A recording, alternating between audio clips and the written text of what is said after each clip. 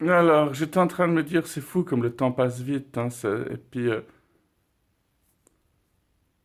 Ah mais merde, j'ai 4 poils blancs là. Je les avais pas il y a 2 mois en arrière. Comme quoi, c'est pas uniquement le fait d'avoir des enfants qui fait les poils blancs. On dit que c'est les soucis, moi je dirais que c'est quand on sort de la zone du confort qu'on peut avoir des cheveux blancs.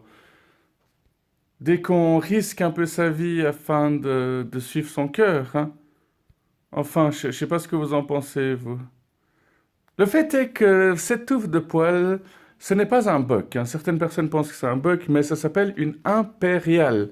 Oui, ça fait tellement majestueux, grandiose, bourgeois que je me suis dit que je vais la garder. Hein, quand on a quelque chose qui s'appelle une impériale, c'est pas rien, quoi. Vous pouvez regarder dans le dictionnaire, hein, touffe de poils se trouvant sous la lèvre inférieure. Hein. C'était ma première tâche de rébellion, parce que je suis quelqu'un qui n'a pas de tatouage, qui n'a pas de piercing. C'est un peu le seul truc de rébellion que j'avais, et que j'ai toujours gardé finalement. Il y avait aussi l'idée de garder un endroit où les poils seraient toujours doux. Mais bon, avec le temps, ça se durcifie forcément, donc... Mais c'est pas grave. Ce qui est marrant, par contre, c'est que si je l'enlève, je pense que les gens se rendraient compte qu'il manquerait quelque chose. Je l'ai depuis mes 15 ans, donc ça fait des années que je l'ai, des années, des décennies. Ce serait plus moi si je l'enlevais. Si je le rasais, on me reconnaîtrait plus dans la rue. Bon, je savais que j'en avais un de poil blanc, mais là, 4, hein, ils ont quadruplé en 2 mois. Il y a des gens, des fois, quand ils me parlent, déjà quand j'avais un seul poil, qui me disaient: «Ah, excuse-moi, j'ai trop envie de t'arracher ce poil blanc, quoi», comme si c'était dramatique.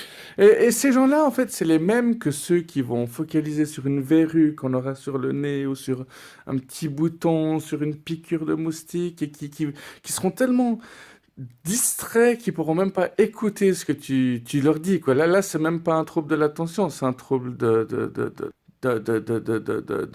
je sais pas quoi en fait, mais c'est pas important.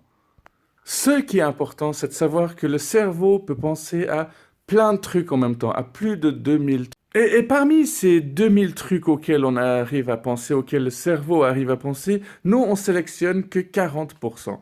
Et c'est ça qui explique qu'on est tous complètement différents à quelque part. On choisit nous-mêmes où on focalise ces 40%. Hein.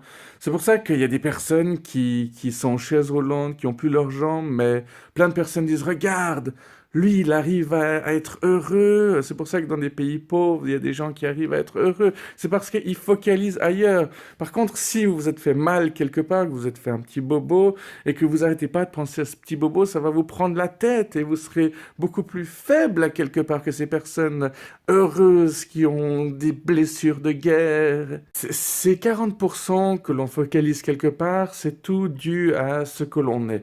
C'est en rapport avec notre culture, avec nos pensées, avec l'étoile sous laquelle on est né, les gens qu'on fréquente, nos valeurs, etc.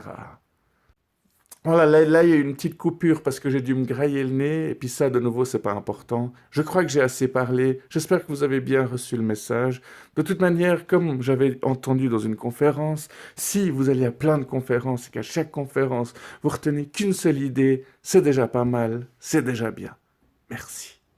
Les 40% où on focalise nos pensées, c'est tout indépendant de notre Coupé. éducation.